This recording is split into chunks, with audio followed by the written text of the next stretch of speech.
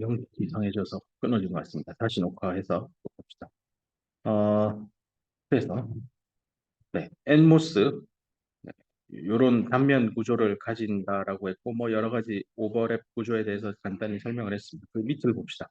이런 엔모스의 전류 흐름은 게이트 전압이 문턱 전압 보통 소스 기준으로 설명합니다. 소스의 전압을 적지했고 얘를 기준 전압으로 잡았을 때 게이트의 전압이 얼마냐 보면 됩니다. 그래서 VG 이게 0볼트니까 내가 VG라 썼는데 여기를 VS라 쓰면 얘는 VGS 즉 VG 빼기 VS에서 게이트와 소스 사이의 전압 차이입니다. 그 전압 차이가 문턱 전압 이상은 되어야만 전류가 흐르는데 이거를 그냥 아마 전자회로 시간에나 뭐 다른 회로 수업 시간에 당연히 이렇게 생각하는 학생도 있는데 엄밀히는 요 엣지를 잘 보세요. 요 엣지. 요 엣지가 결국 요 소스 라인이면 이렇게 들어오고 여기가 메탈일 거고 물론 실리사이데이션 물질이겠죠. 좀 옥사이드처럼 보이는데요. 뭐 옥사이드 뭐 있어도 상관없겠다. 너무 얇으면 네, 관통해서 들어갈 수 있죠 전류가. 근데 여기 진하게 도핑되어 있으니까 사실상 뭐 이런 채널 영역, 벌크 영역하고 대비하면 뭐 거의 도체 수준에 가까우니까 요 엣지 요점 찍은 여기도 사실은 VS라고 해도 크게 차이 나지 않을 겁니다. 그 다음에 요 게이트에 내가 전압을 인가하면 요 위 전체는 사실상 도체처럼 만들어져 있으니까요. 뭐 밑에 있는 옥사이드가 훨씬 더 부도체니까요.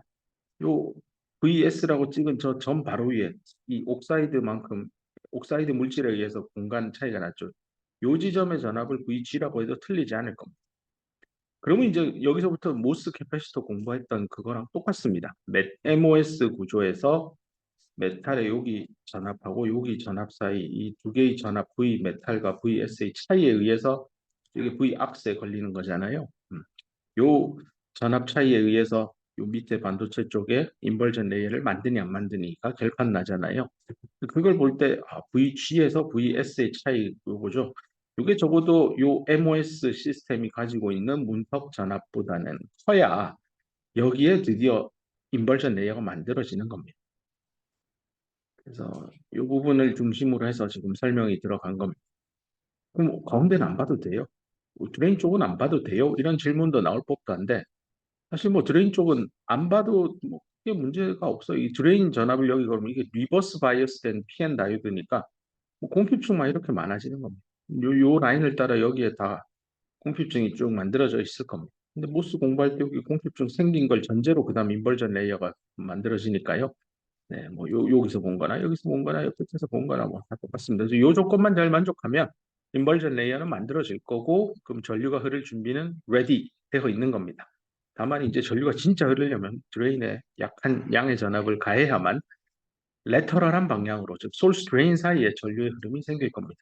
이 드레인 전압을 진짜 0으로 만들어 버리면 소스나 드레인이나 전압차가 없으니까 이 버티컬 방향으로 전기장을 이렇게 만들어 가지고요. 뭐 인벌전 레이어 만들어 놓으면 뭐합니까? 인벌전 레이어 안에 있는 전자가 좌우 소스 드레인 방향으로 이동하지 않으면 전류 안 흐릅니다. 약하게라도 드레인에 양의 전압을 인가해야만 전류는 이동될 겁니다. 그래서 엄밀히는 여기다가 하나 더 엔드 조건으로 VDS는 0보다는 커야 됩니다. 그래야만 전류는 흐르나 뭐 회로상에서는 뒤에 오늘 공부하겠지만 VDS가 0보다 큰 거는 너무 당연한 거라서 표시를 안 한 겁니다. 왜 그게 당연한지 회로 레벨에서 보면 잘 보일 겁니다. 그 다음 인핸스먼트 모드로 동작하는 게 있고 디플리션 모드로 동작하는 게 있는데요.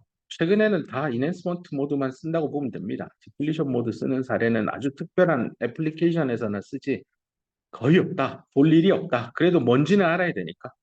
인핸스먼트 모드는 엠모스 기준으로 내가 게이트에다가 뭔가 에너지를 가해야 턴 온 되는구나. 보통은 오프 상태인데 보통 그게 normally 오프 상태입니다. normally 오프 상태를 유지하는 트랜지스터를 인핸스먼트 모드라고 합니다. 인핸스먼트란 단어 자체가 뭔가를 강화시키고 부양시키고 뭐 향상시킨다는 의미니까요. 뭔가 에너지를 가해야 되겠구나. 그래야만 뭔가 동작되는 모드구나. 이렇게 기억하면 원래는 아무 일도 안 하면 오픈데 게이트에 전압을 가해서 문턱 전압 이상으로 가야 되겠죠. 그러기 위해서 문턱 전압 자체가 아무것도 안 한다는 건 게이트가 0볼트일 텐데 그때 뭔가 꺼져 있어야 되니까 문턱 전압이 0보다는 커야 아무것도 안 하는 즉 0볼트의 게이트 전압이 왔을 때 문턱 전압이 0보다 크니까 채널이 안 만들어져서 꺼져 있는 노멀리 오프가 만들어질 겁니다. 거꾸로 이 반대말, 디플리션 모드입니다. 문턱 전압이 애당초 설계될 때 모스 캐파시터 만들 때부터 문턱 전압을 음으로 만들어 준 겁니다.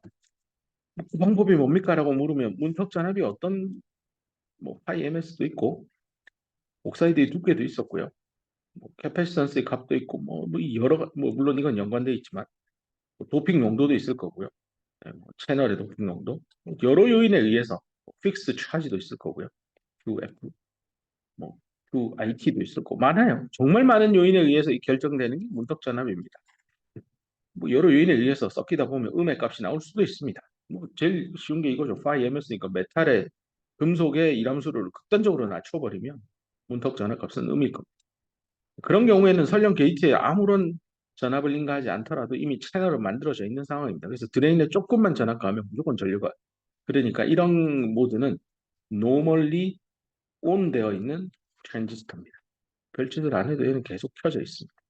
그래서 밑에 하이픈에서 트랜지스터가 온돼 있다. 게이트가 여길 때도 이런 얘기가 붙어 있습니다. 오른쪽 얘기는요. 엠모스의 반대말입니다. 반대니까 complementary 하다는 거죠. 보수 관계입니다. 보수 관계. complementary 하다. complementary한 관계입니다. 이 스펠링입니다. 다시 강조하죠. complementary 하면 이건 무료의라는 뜻입니다. 딱 완전 딴 얘기입니다. PMOS는 소스 드레인이 P 타입이고요. 채널도 이게 셀프 얼라인드 된 프로세스를 아키텍처를 만들기 위해서 P 플러스로 도핑이 됩니다. 이거는 N 타입 웨이퍼 쓰는 거 아니라고 여러 번 지난번 강의에서도 얘기했던 것 같은데 모르는 학생들을 위해서 한 번만 정말 마지막으로 까먹지 말라고. 여기에 소스 만들고 여기에 드레인 만들고 옆에 또 트랜지스터 만들면 소스 만들고 드레인 만들고 이렇게 깊숙하게 판 거는 샬로우 트렌치 아이솔레이션. 그래서 트랜지스터끼리 정기적으로 절연하기 위한 목적이고 내가 지금 단면을 그려서 그렇지 이 뒤로 이렇게 뻗어서 3차원으로 그리면 요것도 이렇게 뒤로 나가서요. 이렇게 뺑 굴려져 있습니다. 저기 뭐 어디 뭐 일본이나 아니면 우리 저기 옛날 성들 있잖아요. 성 이렇게 소들 성을 못 그리겠고 그림 못 그리겠고 이렇게 있으면 이 주변에 이렇게 도랑을 파가지고요 물로 채워놓죠. 그래서 외, 외부에 침입이 있어도 이 물을 건너야만 되는데 여기 성벽을 엄청 높게 쌓아서 못 들어오게 하죠. 그 물 역할을 한다고 보면 됩니다. 이 셜로 트렌치 아이솔레이션 영역은 이 트렌치 하나를 기준으로 쭉 둘러싸고 있습니다. 실제 위에서 내려다본 그림을 보면 요게 솔스고 요게 드레인이고 요렇게 튀어나온 요게 요만큼이 위에 게이트 역할을 합니다. 그래서 요 바깥쪽에 있는 이 영역들이 다 이 화면 보는 안쪽으로 파고 들어가서 이렇게 X를 쳐서 안으로 들어간다고 표시할게요. 파고 들어가서 깊숙하게 트렌치, 트렌치 군대 용어로 참호를 파는 거죠. 구덩이 파고 안으로 들어가서 숨는 거죠. 안으로 파가지고 여기 SiO2 물질을 넣어서 여기를 절연을 합니다. 그래서 주변에 다른 트랜지스터가 이렇게 있더라도 트랜지스터 사이 여기 공간은 다 안으로 파져서 그 내부를 SiO2로 채워넣는 겁니다. 원래 얘기로 돌아가서 그럼 여기는 이제 이게 M 플러스 이게 엠모스예요. 여기 엠모스. 여기는 이제 P 플러스 이게 PMOS인데 같은 웨이퍼 P타입 기판에 만들어야 돼요. 그러면 이거 PMOS면 여기 N형인데 P타입인데 이거 안 되잖아요. 그래서 여기에 이렇게 진하게 요만큼 영역을 N으로 만들고 이거를 우물처럼 깊이 만들었다고 해서 N웰이라고 합니다. N타입 웰. 그래서 이런 거를 이제 웰이 하나만 있으니까 싱글 웰, CMOS 프로세스라고 합니다. 싱글 웰, CMOS 프로세스를 써서 뭐 CMOS 테크라고도 합니다. 그냥 CMOS 테크놀로지 기반의 어떤 반도체 칩을 만들었다라고 합니다. 싱글 웰만 있느냐? 트윈웰도 있습니다. 돈을 더 달라고 하겠죠. 트윈웰 CMOS 공정 기술을 써서 우리 칩을 만들어야 됩니다 하면 웰을 하나 더 어디 만드는데요? 하면 바로 여기다 엠모스에 있는 여기 채널 영역을요. 나는 한 10에 17승을 올려야 돼요. 근데 기판은 10에 15승을 써야 돼요. 뭐 이런 상황일 때 이렇게 N웰을 또 만듭니다. 그럼 이게 이제 트윈웰입니다. 두 개 됩니다. 더 비쌉니다. 공정을 더 해야 되니까. 돈 더 달라고 합니다. 파운드리에서. 그래서 피모스는 절대로 N타입 웨이퍼에 만든 다음에 뭘 갖다 붙인다는 컨셉은 좀 오해이고요.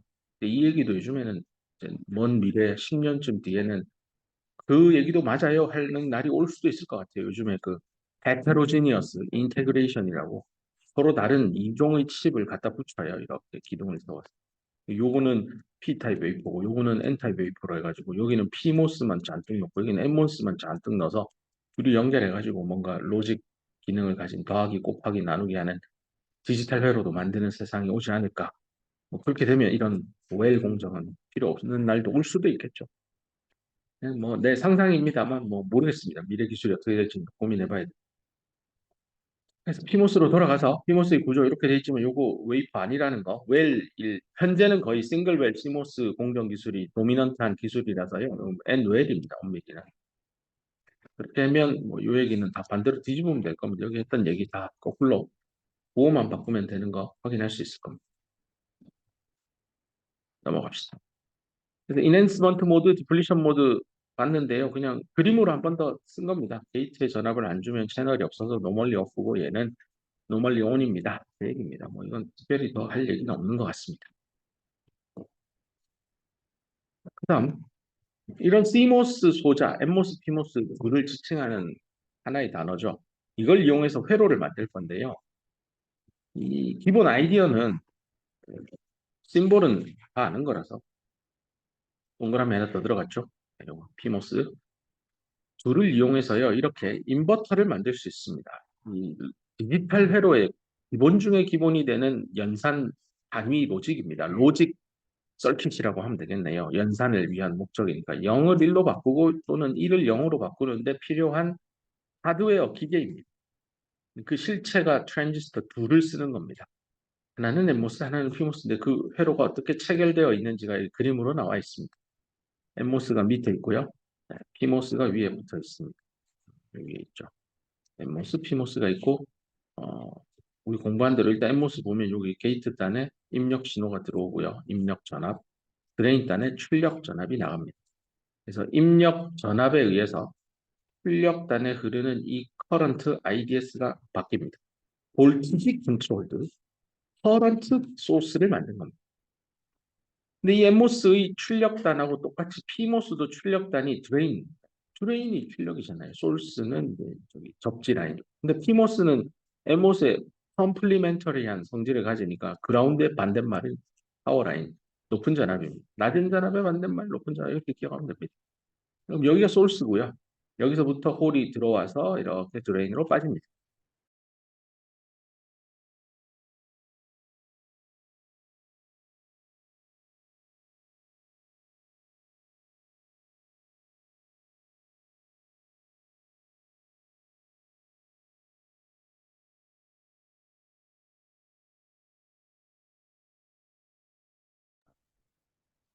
소스에 있던 홀이 이렇게 빠져나오니까 전류도 실제 이렇게 흐르죠. ISD 로드입니다. 근데 엠모스는 이렇게 전자가 가니까 실제 전류는 이렇게 흐르죠. IDS로. 네. 그러니까 요 뒤집어져 있는 거 확인되죠. 네. 엠모스, 피모스 서로 보조 관계다. 컴플리멘터리하다. 그렇게 이해하면 되겠습니다. 게이트 단은 똑같이 인풋 전압에 물려 있고 출력 단은 드레인에 같이 물려 있습니다. 그래서 이렇게 회로 레벨에 그린 서킷 스키매틱을 로직 회로에서는 이렇게 더 예쁜 기호로 바꿉니다. 약간 PN 정션 다이오드하고 비슷하게 생겼지만 다릅니다. 엄밀히. 그리고 동그라미가 하나 있어서 0과 1을 뒤집는 관계이고 얘는 다이오드입니다. 막는 겁니다. 이쪽은 잘 가게 하는데 이쪽으로는 못 가게 하는 한 방향으로만 전류가 흘러가도록 교통 정리, 흐름을 정리한다. 흐름류, 정리할 정류 기능입니다. 다릅니다. 이게 인버터고요. 이런 인버터를 그러면 논리적으로 둘을 묶어버리면 여기에 1 주면 여기 가운데 0이니까 1 나옵니다. 0 주면 0 나옵니다. 그래서 우리 못 샀어요인데 이게 이런 걸 이제 한 개 심볼로는 이렇게 삼각형 하나만 그립니다. 이거 없어요. 다시 이렇게 그린 게 있고요. 이렇게 동그라미 하나 붙인 게 있습니다. 요거는 인버터입니다. 인버터도 줄여서 INV라고 많이 씁니다. 얘는 버퍼입니다. 버퍼. UFFER. 버퍼. 됐죠? 그래서 버퍼는 0을 0으로 보내는 건데 이거는 사실은 별로 쓸모가 없는 것 같지만 사실은 이제 여기에 중간에 이제 1이 0을 보내봅시다. 여기서 0을 넣으면 얘가 1이 되잖아요. 그럼 다시 인버터를 통과해서 0이 되는데 그럼 0을 진짜 0으로 만드는 겁니다. 그럼 가짜 0이 있나요? 이게 여기 0에다가 더하기 노이즈가 붙어요. 외부에서 오는 어떤 뭐 전자장이든 뭐든. 그걸 단 0.2 정도 입력이 됐을 때 이 인버터를 관통하면 확실한 1이 되고요. 다음 인버터를 통과시키면 확실한 0으로 만들어 버려요. 그래서 0.2가 0이 되는 효과가 납니다.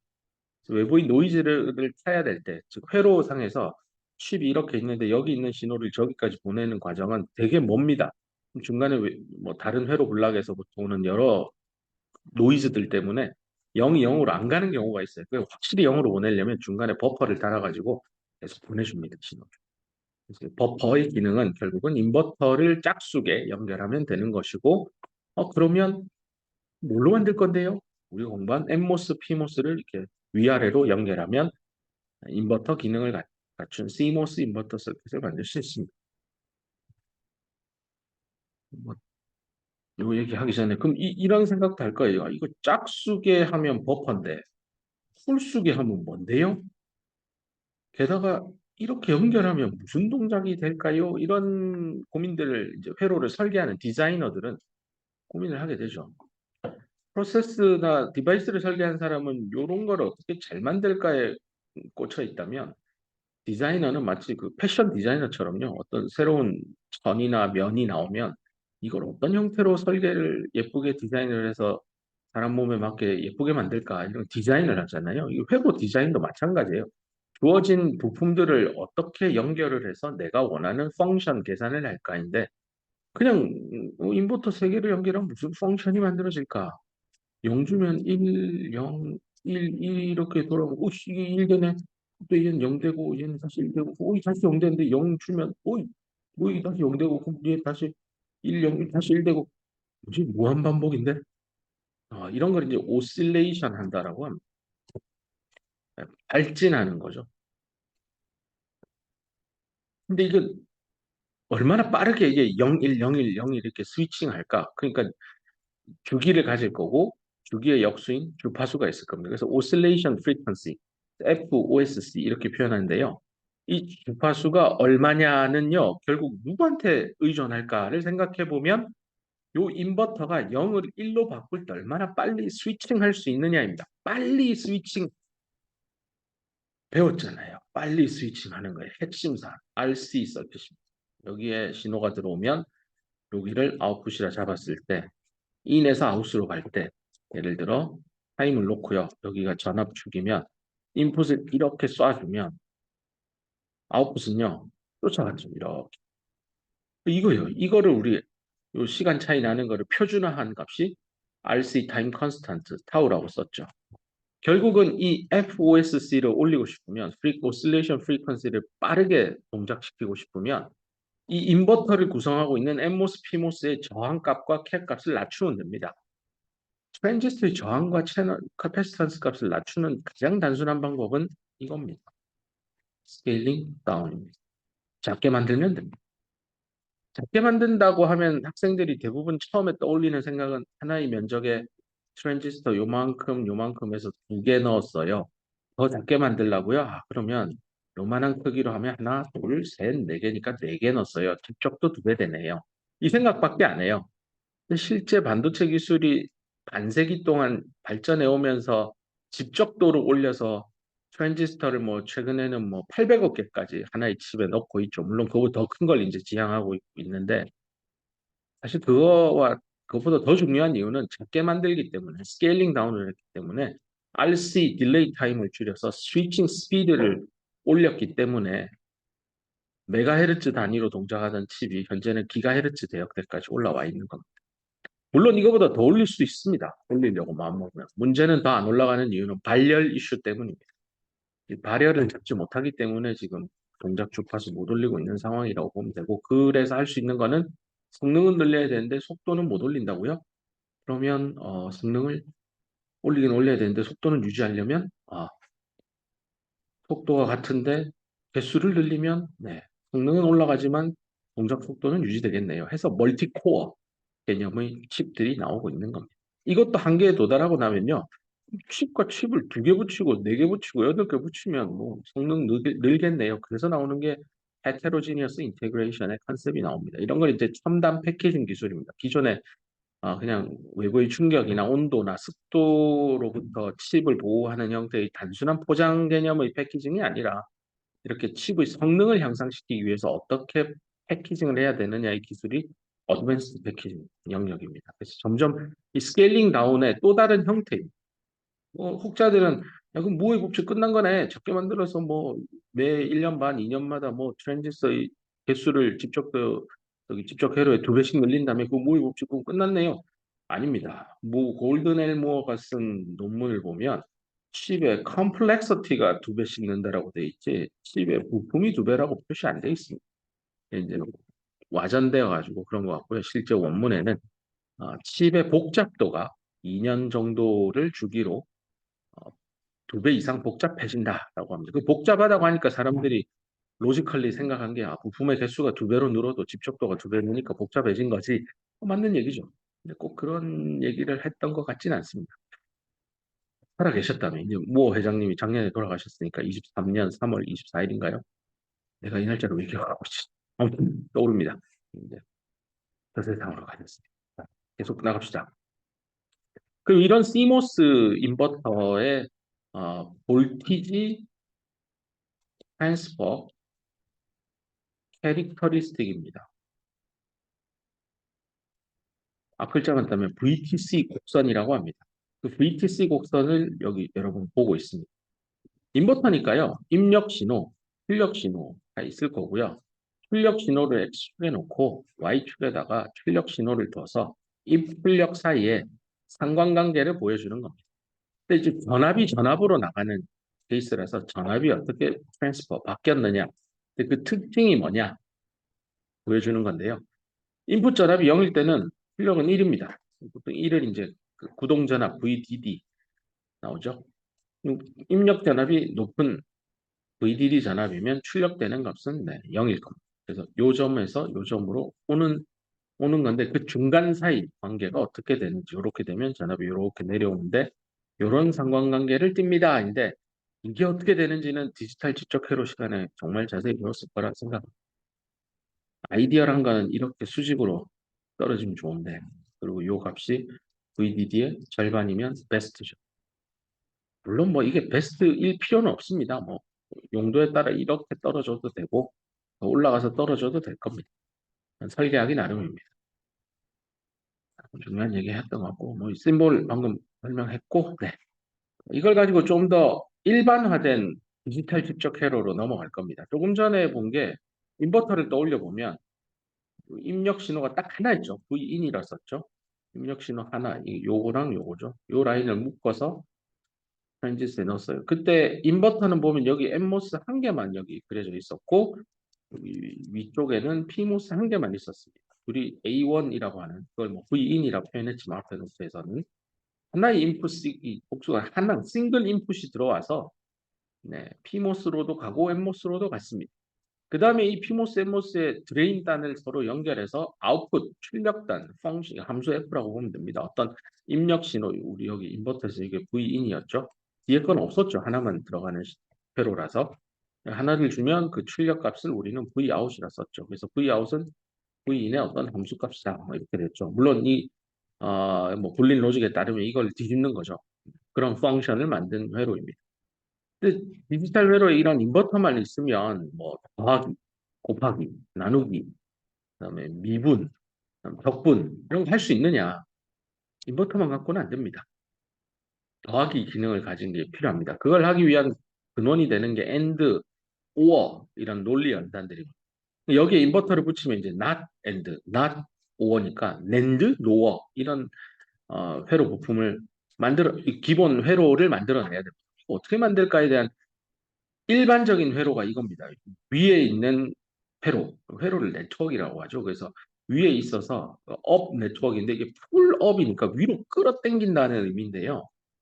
저 의미는 여기가 구동 전압이니까요. 이렇게 전류를 흘리면 여기에 있는 어떤 임의의 캐파시턴스를 구동 전압이 들어가 전류를 흘려서 그러니까 여기 저항 성분을 가지니까 RC 회로에서 전류를 흘려서 요 노드의 전압을 여기 VDD로 끌어올리죠. 당겨 올리죠. 풀이 잡아당기잖아요. 문 열 때 당기시오. 풀.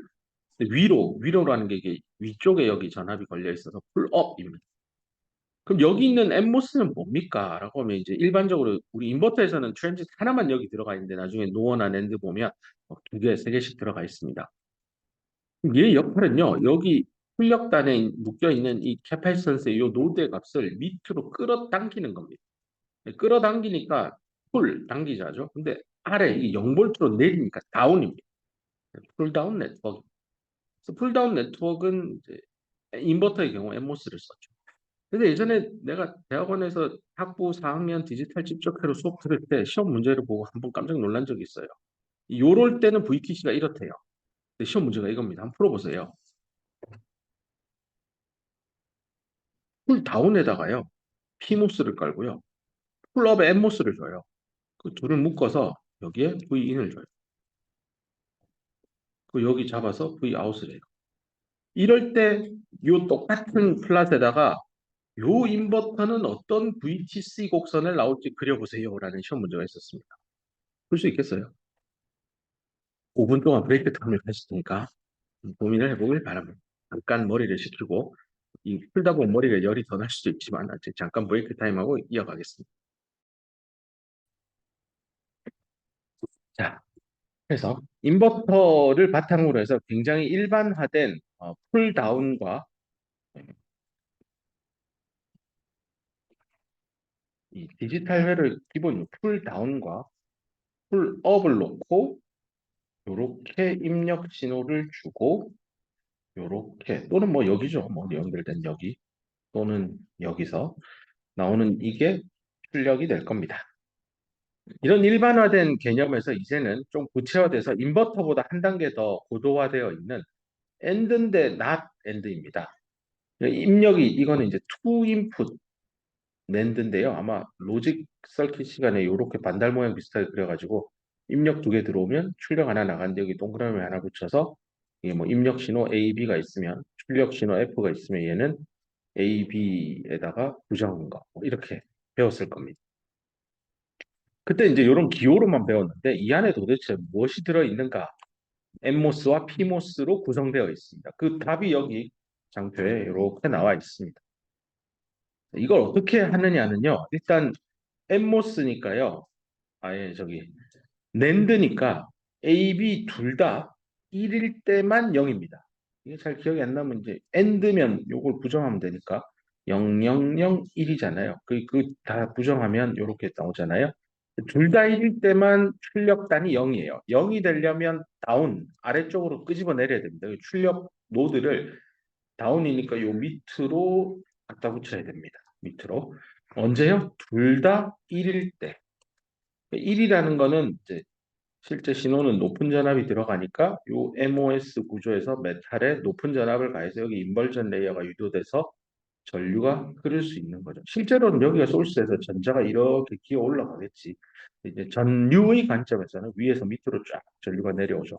그렇게 해서 여기에 있던 모든 캡에 충전된 전하가 다 빠져서 접지 라인으로 나가는 거죠. 다운 시키는 거죠. 당겨서 밑으로 풀 다운 시킨 겁니다. 언제요? 둘 다 1일 때만. 근데 그림을 이미 이렇게 직렬 연결을 해놓으니까 둘 다 1일 때만, 즉 둘 다 여기에 인벌전 레이어가 만들어져야만 흐르고 또 흐르죠. 그죠? 근데 만약에 내가 이만큼 풀 다운 영역을요, 회로를 여기 F면 그래서 엠모스를 이렇게 병렬로 연결했다고 쳐봐요. 이렇게. 여기가 A 신호, 여기가 B 신호예요. A에 1 주고 B에 0을 줬어요. 트루스 테이블로 올라가면 이 케이스죠, 이 케이스.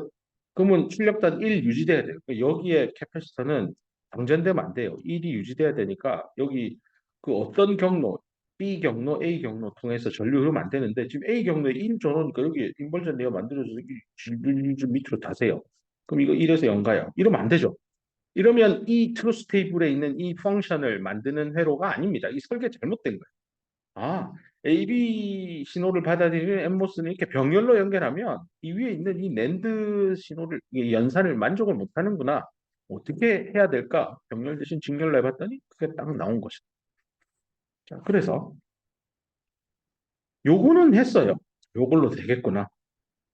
자, 이제 이 남은 세 개는 어떻게 연산할 거냐.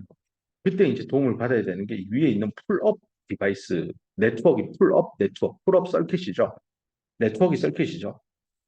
자, 그러면 이 진짜 1이 유지되는데 둘 중에 하나만 0이면 무조건 1이에요.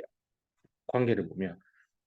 하나만, 둘 다 0이어도 되지만 하나만 0이면 무조건 1 나오게 하는 케이스입니다. 그러면 1이 된다는 건 여기 노드에 있는 캡이 방전이 아니라 충전이 돼 있어야 되고 VDD에 물려야 됩니다. 여기 VDD가 보이죠? 여기에 어떤 식으로건 둘 중에 하나만 0이면 전류가 와서 이 노드의 전압을 VDD로 올려야 됩니다. 그러기 위해서는 이 PMOS 둘을 직렬로 연결하는 순간 안 되겠죠. 둘 다 0이어야만 요 케이스는 맞겠죠. 둘 다 0일 때만 풀업이 되겠죠. 근데 지금 둘 중에 하나만 0이어도 풀업이 돼야 되죠. 이렇게 1이 나와야 되죠. 둘 다. 그러니까 병렬로 연결한 겁니다. 자, 이렇게 결과적으로 놓고 보면 아래쪽을 뭔가 컴플리멘터리하게 가져가면 엠모스를 P로, 직렬을 병렬로 이렇게 바꾼 관계죠. 그러니까 아래쪽만 설계하고 나면 그 위에 거는 그냥 뒤집으면 돼요. 컴플리멘터리하게 설계하면 되는구나. 이런 결론도 냅니다.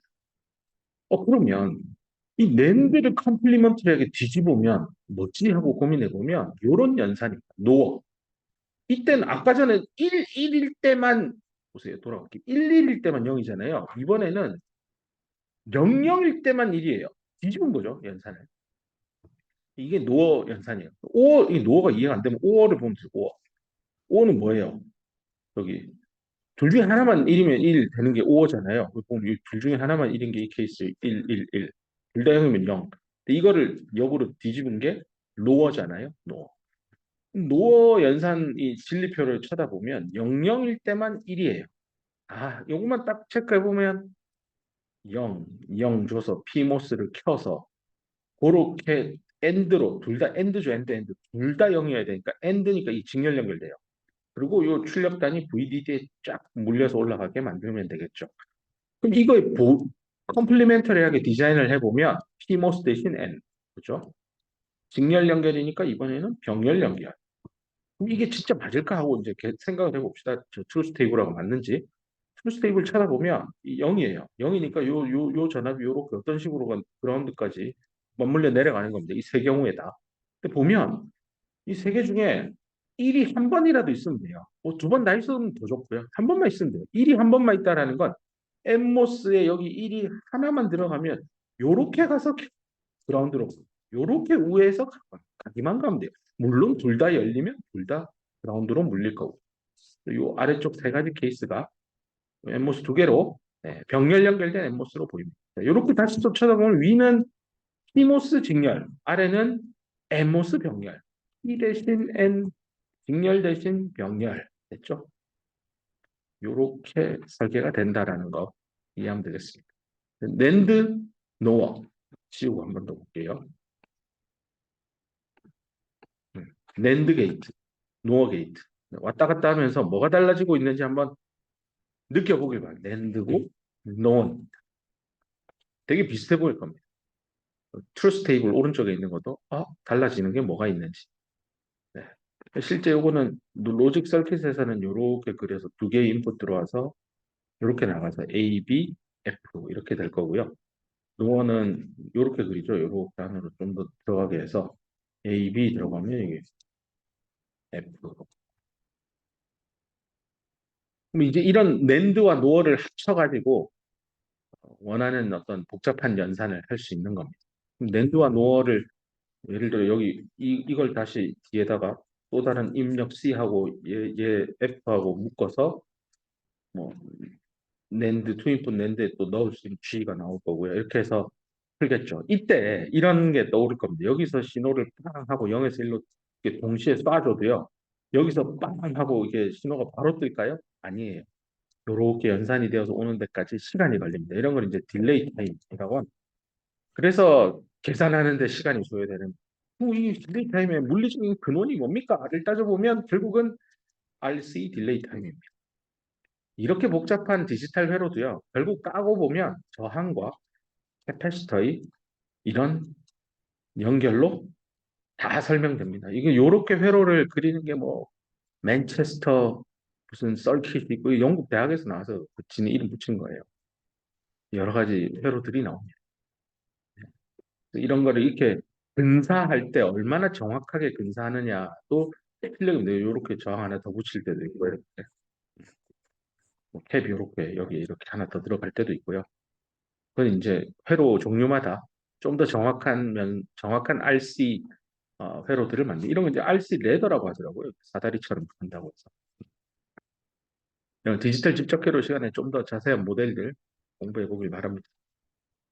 마지막으로 오늘 패스 게이트입니다. 이거는 0주면 0가고요. 1주면 1가면 돼요. 패스 말 그대로 통과시키는 게이트 역할을 할 뿐입니다. 패스 시키는 거고 기억이 안 나는데 아마 이렇게 그랬던 것 같아요. 그래서 보내는 거예요. 1주면 1주고 0주면 0주고 네.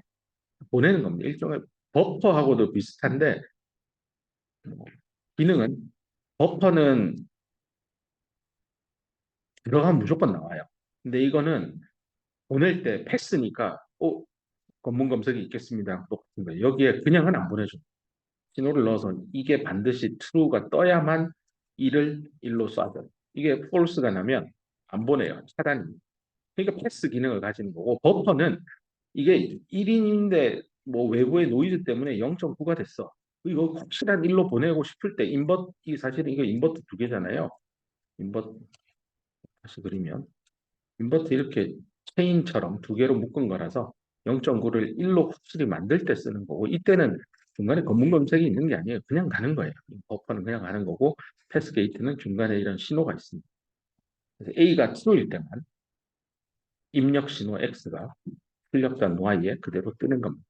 그걸 로지컬리 어떻게 표현할까? 그러니까 하드웨어로 만들까인데 NMOS와 PMOS를 이렇게 만듭니다. 이것도 생각이 나니까 물어볼게요. 답은 안 가르쳐 줄 겁니다. 고민해 보세요.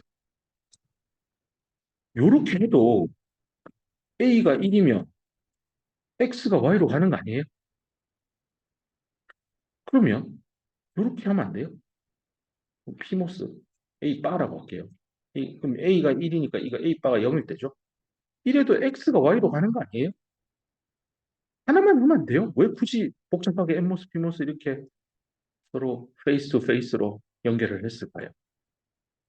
그럼 이런 질문이 나오죠. 1번, 2번, 3번 설계가 있을 때 다 패스 게이트예요.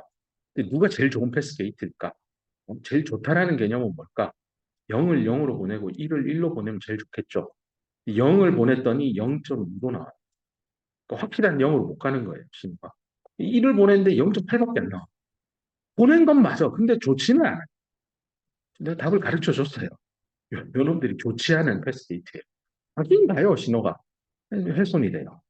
이유는 이 문턱 전압이 0이 아니기 때문에 만약에 이 문턱 전압이 0이면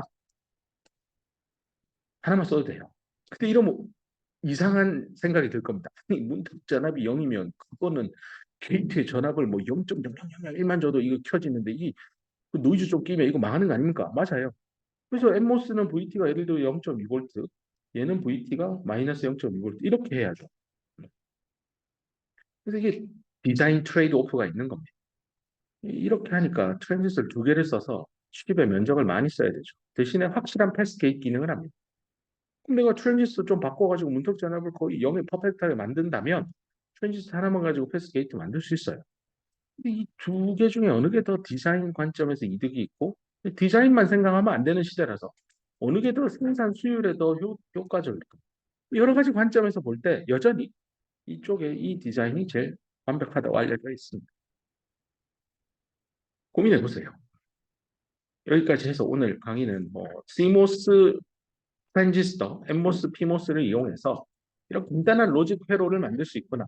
근데 거기에 물리 레벨의 소자의 동작 특성을 잘 이해해야 답을 할 수 있는 것들을 몇 가지 던져줬어. 좀 고민해보고 다음 시간에 또 보도록 하겠습니다. 수고했습니다.